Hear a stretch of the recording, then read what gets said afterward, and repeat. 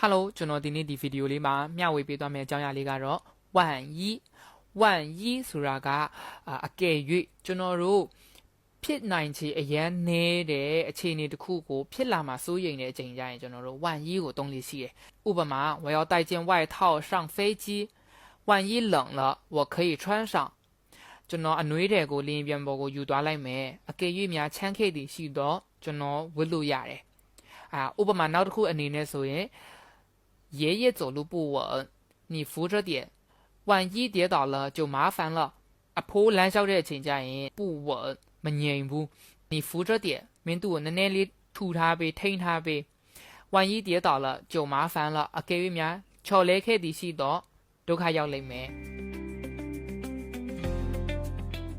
ကျွန်တော်ဒီဗီဒီယိုလေးမှာ如果နဲ့万一နဲ့ဘာကွာခြားလဲဆိုတာကိုကျွန်တော်ရှင်းပြပေးသွားမှာဖြစ်ပါတယ်如果ရော万一ရောနှစ်ခုလုံးကတော့အကယ်၍ဒါပေမဲ့万一ကိုကြတော့ကျွန်တော်တို့ကဖြစ်နိုင်ချေအရန်နေတဲ့ negative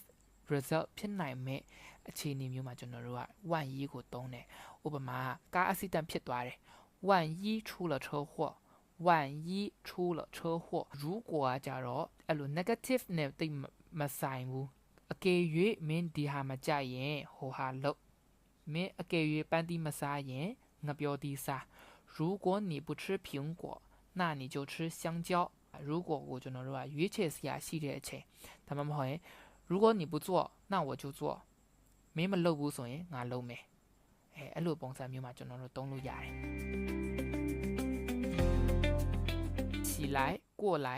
起来ဆိုတာကထတာဥပမာ我的鸡皮疙瘩都起来了我的鸡皮疙瘩都起来了ကျွန်တော်ကြက်တီးတွေတောင်ထလာတယ်站起来မတ်တရက်တယ်过来啊ကြတော့ကိုယ့်ဘက်ကလမ်းခေါ်လိုက်လို့ကိုယ့်စီလာတာမျိုး过来你过来一下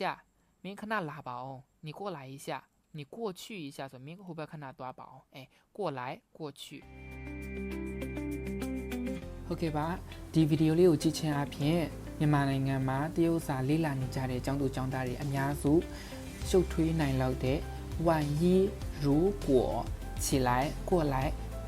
ဒီဟာတွေရဲ့အသုံးပြုပုံလေးတွေကိုရှင်းလင်းသွားလိမ့်မယ်လို့ကျွန်တော်ယုံကြည်ပါတယ်။လာမယ့်ဗီဒီယိုလေးမှာကျွန်တော်တို့တရုတ်စကားပြောတဲ့အချိန်မှာအရေးကြီးတဲ့အရှိနာတန်နဲ့အနောက်နာတန်ရဲ့ကွဲပြားခြားနားပုံလေးကို